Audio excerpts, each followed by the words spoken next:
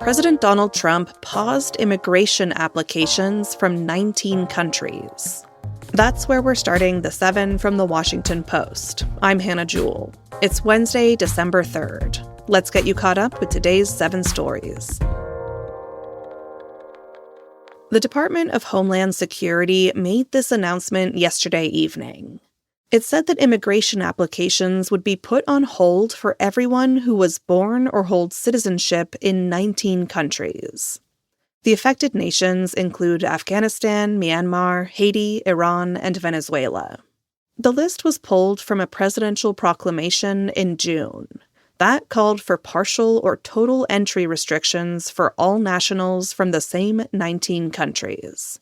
Yesterday's announcement cited the shooting last week of 2 National Guard members in D.C. The suspect in that shooting was identified as an Afghan national.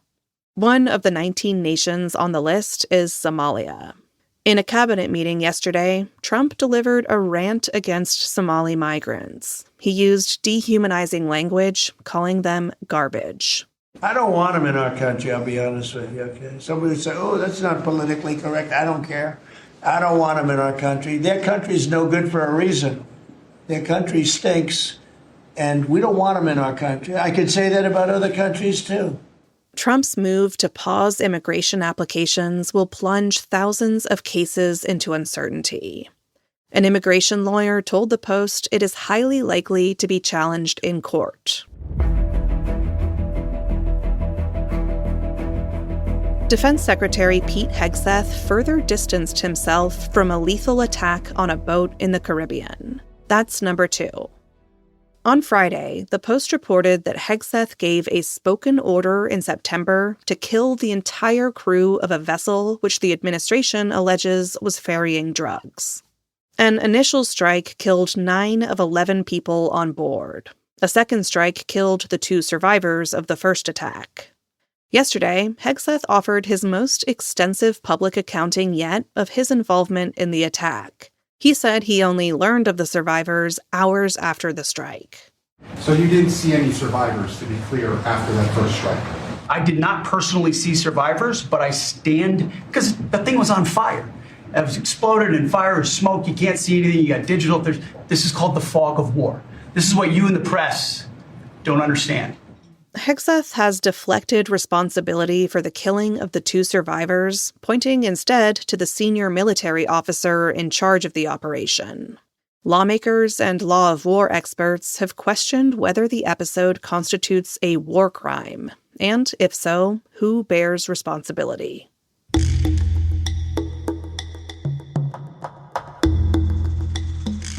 Number 3. Republican Matt Van Etz won a closer-than-expected special election for a U.S. House seat in Tennessee. This contest served as the latest test of voters' attitudes about Trump's agenda less than a year before the midterm elections.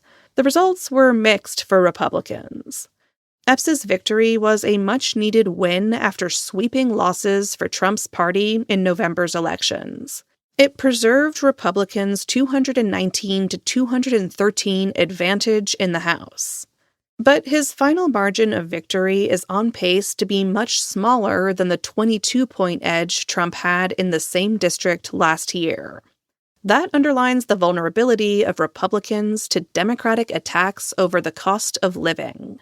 And it raised renewed questions about the extent to which Trump's supporters will show up when Trump himself is not on the ballot.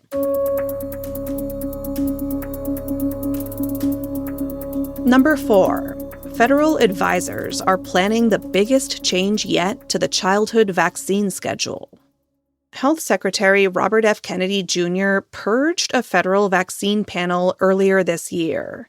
Then he appointed new members who have been critical of public health vaccination practices.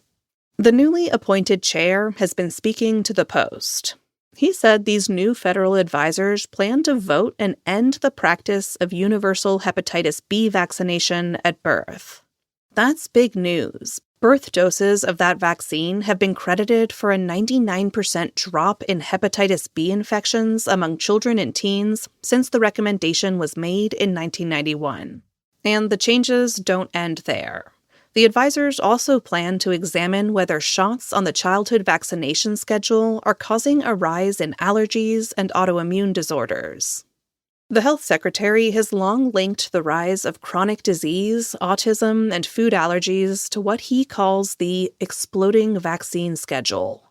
But those claims have been refuted by medical associations and extensive research. The panel will meet tomorrow and Friday.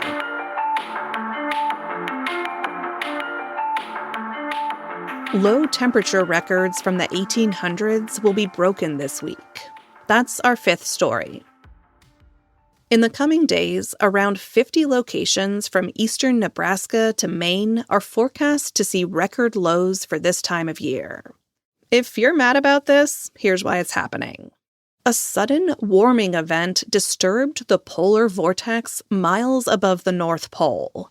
That sent freezing air south, which is unusual for autumn. Santa must be getting an early start up there.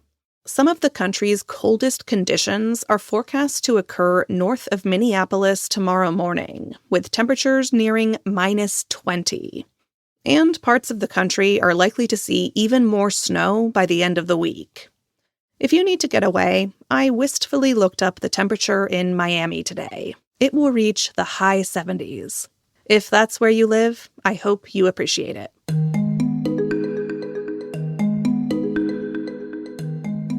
New research shows that Americans are getting lonelier. That's number 6. A report released today by AARP found that an increasing number of middle-aged and older adults are lonely, especially those in their 40s and 50s. Among the loneliest are adults who are 45 to 49 years old, those who never married, are not working, or whose household income fell below $25,000 a year also reported high levels of loneliness. The report underscored that your 40s and 50s can be a particularly unhappy time. It's a crucial transition period in which pressure from caregiving, careers, and changing social networks can heighten feelings of isolation. But there's a lot you can do to ward off loneliness, no matter your age. You can find tips in our newsletter today. Find that in our show notes. And at number 7. Since the beginning of time, man has yearned to destroy the sun. I will do the next best thing. Block it out. No, this isn't The Simpsons. Some companies actually want to block the sun to cool the planet. A startup in California called Make Sunsets has big plans for the future of Earth. The company wants to release balloons loaded with sulfur dioxide, which it hopes will burst in the stratosphere. Sulfur dioxide is normally spewed by volcanic eruptions, and it can block sunlight. This is not the only private company working on controversial technologies known as solar geoengineering, or the only method. These startups say they can save the world from climate change at a fraction of the cost of other strategies, and much faster than governments or universities could. But critics say profit-seeking companies have no business developing technologies that could affect everyone on Earth, and which may have unintended consequences for global weather patterns and could kill people by raising air pollution and cancer rates. Certain states have banned the practice of solar geoengineering, and the EPA has said it's investigating the company Make Sunsets. But overall, private geoengineering companies have few rules to follow.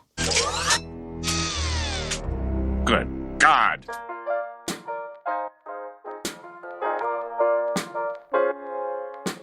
All right, you're all caught up.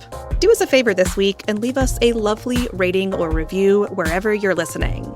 It helps other people find the show, and it gives us a warm, Christmassy feeling. Thanks for listening. I'm Hannah Jewell. I'll meet you back here tomorrow.